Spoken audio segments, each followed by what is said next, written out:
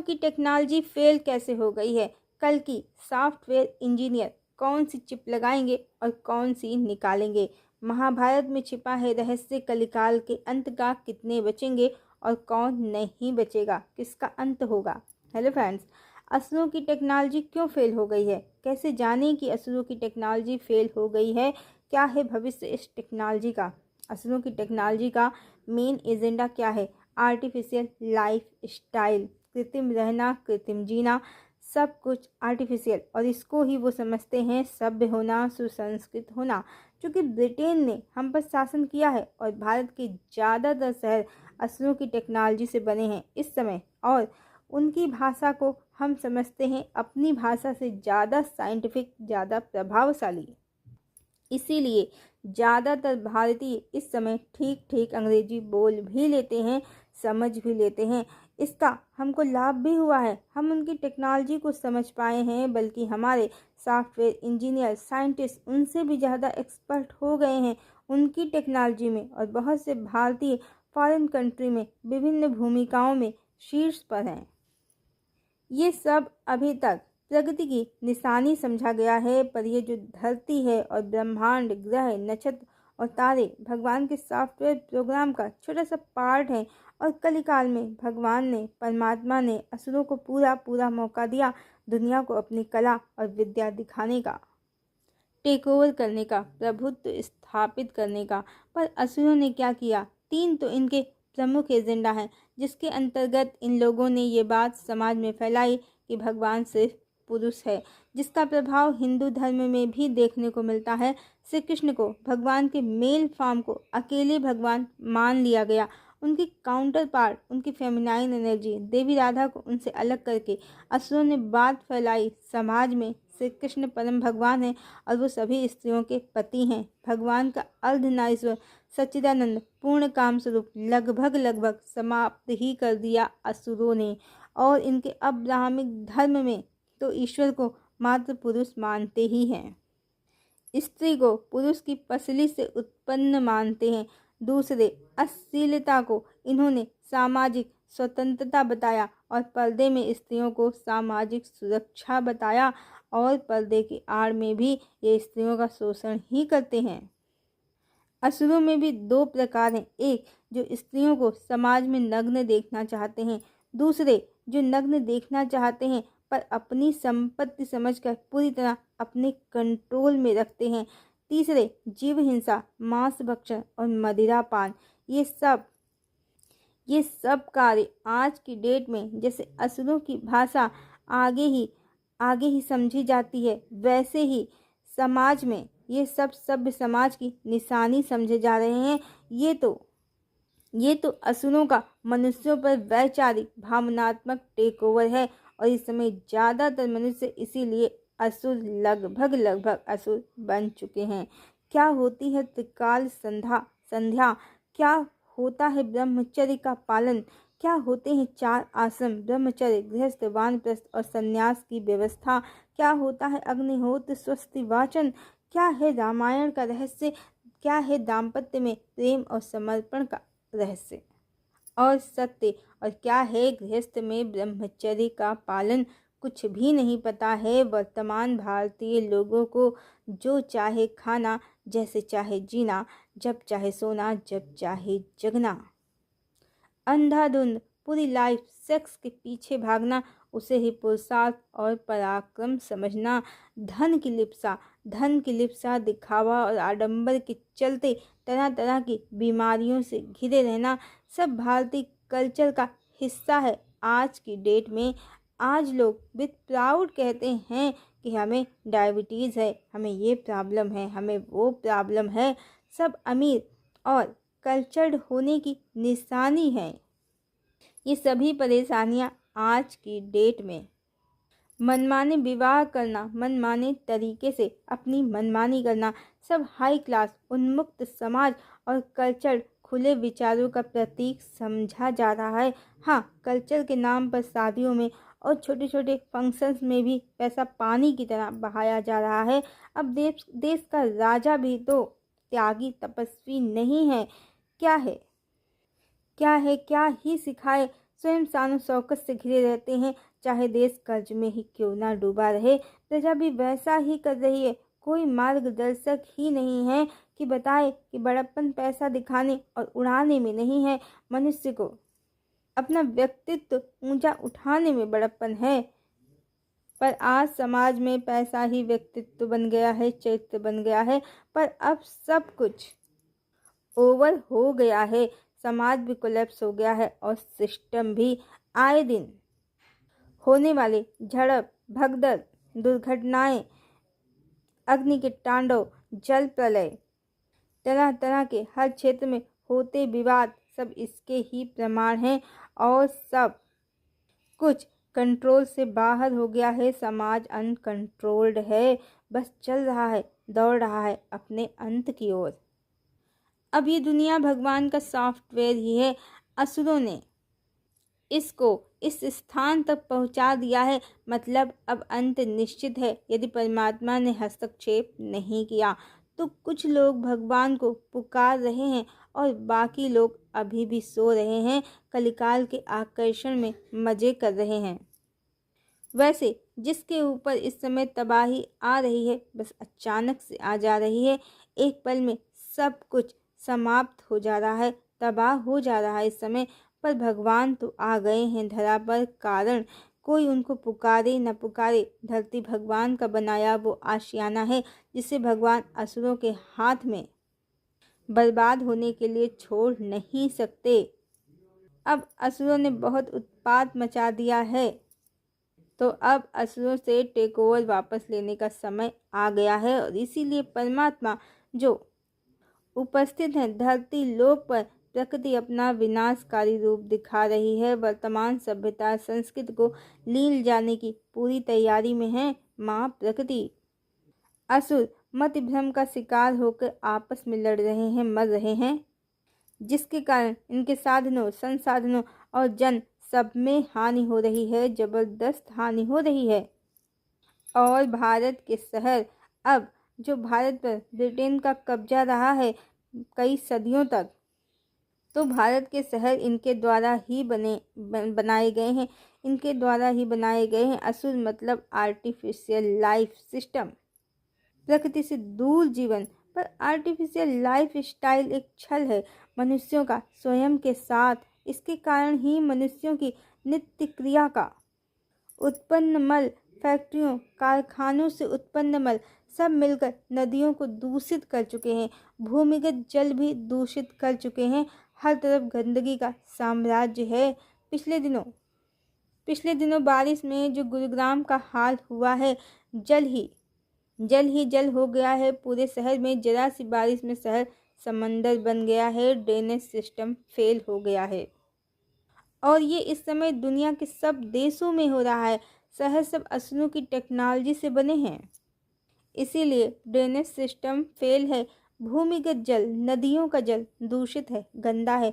और असुरों की इस टेक्नोलॉजी के कारण अब जमीन के अंदर गैस बन रही है, जहरीली गैसें बन रही हैं, जिसके कारण ज़मीन धंसने और फटने का सिलसिला भी देश और विदेश हर जगह शुरू हो गया है। कूड़ा ज़मीन में दबाने की असुरों की गंदी आदत के कारण ही ज़मीन अंदर से जहरीली गैसों से भर रही है और ज़मीन धंसने का सिलसिला शुरू हो गया है। चाइना में तो सारा भूमिगत जल सीवेज से गंदा हो गया है। वहाँ की फसलें भी विषैली और गंदी होती हैं, जिन्हें वो एसिड के वाटर से साफ करके विदेशों में एक्सपोर्ट करते हैं। पिछले दिनों चाइना का लहसुन खूब चर्चा में था। जो भी लहसुन मार्केट में ज़्यादा ही साफ दिखे बिना जड़ का, वो चाइना से आया है। एसिड के पानी से साफ करके सीवेज वाला लहसुन। इसीलिए चाइना ब्रह्मपुत्र नदी पर भी कब्जा करना चाहता है। उसे शुद्ध पानी की आवश्यकता है। उसने अपना भूमिगत सारा जल और अपनी नदियों का जल सब दूषित कर रखा है। अब जितने भी चाइनीज़ पेस्ट मसाले सब बिक रहे हैं बाज़ार में, सब ऐसे ही मटेरियल से बने होते हैं जिन्हें लोग बहुत चाव से खाते हैं, देश में भी और विदेश में भी। अब लबूबू डॉल देखिए, एनर्जी क्या कहती है। एक राक्षस की फ़ोटो देखिए और भगवान की फ़ोटो देखिए, दोनों में अलग अलग तरह की एनर्जी है, फीलिंग है। वाइब्रेशन है। इस समय ज़्यादातर भारतीय लोगों के घरों में लबूबू है। भारी कीमत देकर एक मुश्किल से 100-200 रुपए का सॉफ्ट टॉय है ये, जिसे लोग ला रहे हैं। और ये जो विचित्र आकृति का है, जिसकी एनर्जी बिल्कुल भी अच्छी नहीं है, पर असुरों ने लोगों के माइंड को सेट ही ऐसे कर दिया है। हर गलत चीज़ मॉडर्नाइज हो रही है, अच्छी लगती है। हर गलत हाव भाव आचरण मॉडर्न समाज की निशानी बनते जा रहे हैं। अभी न्यूज़ चल रही है, यूट्यूब के करोड़पति सबसे अमीर लोगों की, सबसे अमीर यूट्यूबर्स की लिस्ट जारी हो गई है। समाज कहाँ जा रहा है? ये यूट्यूब हो या सोशल प्लेटफॉर्म, कोई भी, आज हम भी इसके माध्यम से ही आप तक पहुंच रहे हैं। हमारी आवाज़ आप तक पहुंच रही है। पर ये सोशल प्लेटफॉर्म, ये एआई, ये सॉफ्टवेयर, ये टेक्नोलॉजी, इसका जाल, जिसके लिए बहुत सारे डाटा सेंटर बनाए गए हैं, जो खेती की ज़मीन को भी खाते जा रहे हैं। और एक एक डाटा सेंटर करोड़ों लीटर पानी ले लेता है कूलिंग के लिए, नहीं तो गर्म होकर फट जाएगा। सरकार इनको बर्फीले क्षेत्रों में भी बनाने की योजना बना रही है कि कूलिंग पर ज़्यादा खर्च ना हो। पर हो क्या रहा है? बादल क्यों फट रहे हैं? इसीलिए ज़्यादा बारिश हो रही है। ये डाटा सेंटर ज़्यादा पानी एब्जॉर्ब करके ज़्यादा बादल बना रहे हैं। और मनुष्यों ने जो विकास का खेल खेला है धरती माता की छाती पर, उसी कारण पहाड़ टूट रहे हैं, लैंडस्लाइड हो रहे हैं। यानी अब विकास ही विनाश बनेगा। और मूर्ख जनता नकली हिंदुत्ववाद और विकास पुरुष के हाथों स्वयं ही अपनी विनाश की कहानी लिखती जा रही है, वो भी नारे और जयकारे लगा लगा कर। असुरों ने इस बार रूप बदल लिया है। भगवान के भक्तों का वेश बनाकर धरती माता को अंदर और बाहर दोनों तरफ से छलनी कर रहे हैं। क्या आपको नहीं पता, हिंदुत्ववादी भारत सरकार गाय का मांस विदेशों में एक्सपोर्ट करती है। सबसे ज़्यादा गाय भारत में ही करती हैं और विदेशों में गाय का मांस सरकार एक्सपोर्ट करती है रिजर्व बैंक को भरने के लिए। और देश में गोरक्षा का ढोंग करती है। आए दिन सड़कों पर मारपीट का कार्यक्रम करती है गोरक्षा के नाम पर। कितना बड़ा छल है ये, सब ढोंग हो रहा है। ना तो असुर त्यागी हैं, न तपस्वी, न सन्यासी, मेकअप फैशन करके, टीका टंबर करके सबको मूर्ख बना रहे हैं। तेल के कारण देशों में युद्ध हो रहे हैं, रेयर अर्थ के लिए सब एक दूसरे के खून के प्यासे हो रहे हैं। इस तरह असुरों ने पूरा उत्पात मचा रखा है। सोना जब्त करके कागज और बिना दिखने वाली क्रिप्टो करेंसी का भी खेल खेल रहे हैं, डिजिटल करेंसी का खेल खेल रहे हैं। ये कोई आदि शक्ति का शासन थोड़े ही है, ये असुरों का शासन है, सुप्रखा का शासन है। कौन है सुप्रखा? क्या है उसके शासन की काली माया? ये पिछले वीडियो भगवान की कलाओं का सीक्रेट इसमें डिटेल में बताया है, आप देख सकते हैं, वीडियो चैनल पर अवेलेबल है। ये सुप्रखा का अलक्ष्मी का शासन है। नकली पैसा, नकली चकाचौंध, नकली वेशभूषा, अश्लीलता, नग्नता का समाज में बोलबाला है। पर अब क्या असुरों का शासन ऐसे ही चलता रहेगा? हाँ, एक बात और, एक गलत कॉन्सेप्ट बहुत से लोग ये भी समझते हैं कि कलिकाल इसीलिए जल्दी समाप्त हो गया है कारण मनुष्यों ने जल्दी जल्दी धरती के संसाधन समाप्त कर दिए हैं। पर ये अपूर्ण ज्ञान है। धरती अरबों साल पुरानी है, अरबों साल तक चलने वाली है। देवी गंगा बार बार धरती पर अवतरित होती हैं मनुष्यों के उद्धार के लिए। असुरों की गलत गतिविधियों से वो कलिकाल में दूषित हो जाती हैं, फिर लुप्त हो जाती हैं। ये ग्लेशियर जो पिघल रहे हैं, पहाड़ जो टूट रहे हैं, हिमालय अब खतरे में है, भारत की टेक्टोनिक प्लेट्स अंदर से हिल रही हैं, तो धरती के संसाधन खत्म नहीं हुए हैं, बल्कि ये दूषित हो गए हैं। जल, वायु, आकाश, पृथ्वी सब दूषित हो गए हैं। इसीलिए अब प्रकृति टेक ओवर कर रही है। कहते हैं कि अग्नि से पवित्र कुछ भी नहीं है, वो सब भस्म कर देती है, सब शुद्ध कर देती है। इसीलिए अग्नि के तांडव उठ रहे हैं, इसीलिए जल के प्रलय भी उठ रहे हैं। सब उलट पुलट हो जा ही रहा है, हो जा ही रहा है, आने वाले दिनों में और होगा। तो कल की कोई सॉफ्टवेयर इंजीनियर होंगे, बिजनेसमैन होंगे, पॉलिटिक्स करेंगे, दुनिया पर टेक ओवर करेंगे। ये सब कल्पना है उनकी, जिन्हें ना तो युगावर्तन का सत्य पता है, न सत्यों के अवतरण का रहस्य पता है। हो सकता है इस लाइफ टाइम में वो सॉफ्टवेयर इंजीनियर हों, पर वो वास्तव में भी सॉफ्टवेयर इंजीनियर हैं। सॉफ्टवेयर हार्डवेयर सब वही इंजीनियर हैं, सबके इंजीनियर वही हैं, वो सब हैं।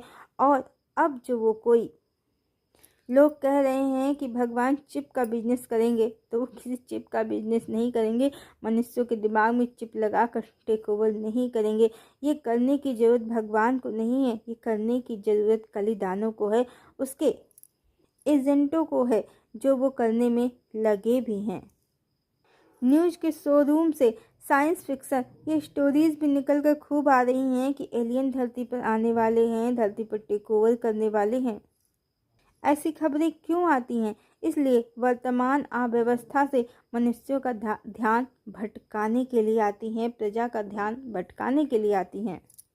अभी अमेरिका कह रहा है, मज़ेदार है, पर कह रहा है कि वो चांद पर न्यूक्लियर वेपन्स, न्यूक्लियर मिसाइल तैनात करने वाला है। वैसे ये अमेरिका का फेक एजेंडा ही है। एक बार इनका मानो नकली स्टूडियो से चांद पर जा चुका है अपोलो मिशन 1972 के अंतर्गत 6 बार इसने मानव भेजे हैं, जो इसका दावा है अमेरिका का। पर 1972 के बाद सब ठप है, क्योंकि सब फेक है। कहाँ 1972 और कहाँ 2025 और कहाँ है अमेरिका? स्पेस साइंस के नाम पर दुनिया को ठगा जा रहा है, और असुर ऐसी कल्पना सच में करते हैं कि एक दिन धरती के सारे संसाधन लूट खसोट कर किसी दूसरे ग्रह पर भाग जाएंगे, वहाँ भी लूट खसोट करेंगे, लूटपाट मचाएंगे। पर इतना आसान नहीं है। ये धरती लोग परमात्मा के लिए एक गोल पिंड नहीं है, बल्कि उनकी प्रेम भरी रचना है, उनका माया लोक है। धरती अरबों वर्षों से है और अरबों वर्षों रहने वाली है। मानव सभ्यताएं बनती हैं, मिटती हैं बार बार, ये सत्य है। धरती के संसाधन कभी समाप्त नहीं होते हैं, उसमें उत्पन्न करने की बार बार क्षमता है। इसीलिए तो धरती माता है। बस संसाधन असुरों ने दूषित कर दिए हैं, और परमात्मा अब उन्हें प्योर करेंगे, शुद्ध करेंगे, असुरों का शासन धरा से समाप्त करेंगे। इसीलिए अब ग्लेशियर पिघल रहे हैं, भारी बारिश हो रही है, पहाड़ गिर रहे हैं, और ये सभ्यता, ये आसुरी सभ्यता जमीन दोज होने की तैयारी में है। परमात्मा यानी कल की सारे ब्रह्मांड, अनंत ब्रह्मांडों के नियंता हैं। वो इस जगत के प्रोग्राम को रचने वाले सॉफ्टवेयर इंजीनियर हैं, और उन्होंने वो चिप अब निकाल दी है जिससे असुरों ने अपना साम्राज्य स्थापित किया था धरती पर। अब इस प्रोग्राम में भगवान ने सतयुग की चिप लगा दी है। पुरानी चिप निकालते ही असुरों की कोडिंग वाली ये सभ्यता अब ढहने लगी है। तो जब से ये सभ्यता नष्ट हो रही है और हो जाएगी, उसके बाद असुरों की वर्तमान टेक्नोलॉजी के जाते ही फिर से कुछ हजार वर्षों के बाद ग्लेशियर फिर बनेंगे। अभी तो गोमुख, जहाँ से देवी गंगा निकलती हैं, वो सूख गया है स्थान, वहाँ ग्लेशियर पिघल चुके हैं। पर कुछ हजार वर्षों के बाद फिर कोई भगीरथ तपस्या करेंगे किसी त्रेता में, तब तक ग्लेशियर फिर से बन चुके होंगे और देवी गंगा फिर धरती पर आएंगी मनुष्यों के उद्धार के लिए। अभी तो वो लौट रही हैं, अब हिमालय भी संकट में है, उसके भी जाने का समय है। अब ग्लेशियर पिघल रहे हैं, यही तो भगवान शिव की वो जटाएं हैं जो उन्होंने खोल दी हैं, रौद्र रूप धारण कर लिया है इस आसुरी सभ्यता को समाप्त करने के लिए।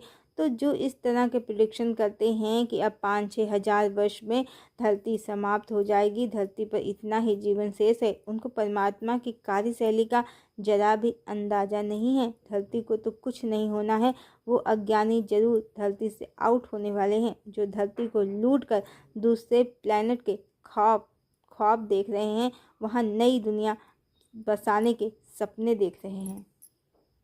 वर्तमान तेल, petrol, AC, data centre, AI, यहाँ तक कि सोलर पैनल वाली सभ्यता और उसकी टेक्नोलॉजी सब असुरों की सभ्यता है, जिसके अंत का ये समय है, और जिसमें मांस भक्षण, मदिरापान, व्याभिचार, स्त्रियों का अपमान करना, जीवों और स्त्रियों का शोषण करना, धरती और प्रकृति को भोगना ही अधिकार समझा जाता है। अब इस आसुरी सभ्यता के अंत का समय है और भगवान की चिप निकालते ही विनाश के मुख में ये जा रहे हैं। ये बिल्कुल वैसे ही है जैसे भगवान ने अर्जुन को धर्म क्षेत्र में अपना विराट रूप दिखाया था और कहा था कि वो बढ़ा हुआ महाकाल है। जो अर्जुन युद्ध नहीं करेंगे तो भी अब कोई नहीं बचेगा। बस अब कोई समझे न समझे, अंत तो निश्चित है। अब महाभारत में छिपा है सब रहस्य कलयुग के अंत का। कौन बचेगा? कितने बचेंगे? तो कितने बचेंगे? 100 कौरव और 5 पांडव, यानी 105 में सिर्फ 5 ही बचेंगे, यानी 5% से भी कम। वो जो पांडव हैं जो ईश्वर के मार्ग पर हैं। अब ईश्वर का मार्ग क्या है ये हम पहले ही बता चुके हैं। सत्य, न्याय, प्रेम और करुणा, इन पर चलने वाले ही प्रभु के अनुयायी हैं, वो ही बचेंगे। और द्वापर में द्वारिका डूब गई है, जबकि वृंदावन आज भी सुसज्जित है।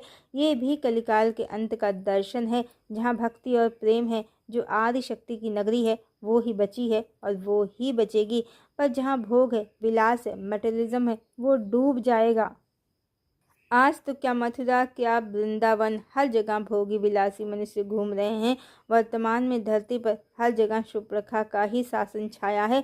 आप देख रहे हैं कैसे पहाड़ों पर मनुष्य होटल बनाकर मनोरंजन करना चाहते हैं, वहाँ अपनी गलत गतिविधियाँ कर रहे हैं।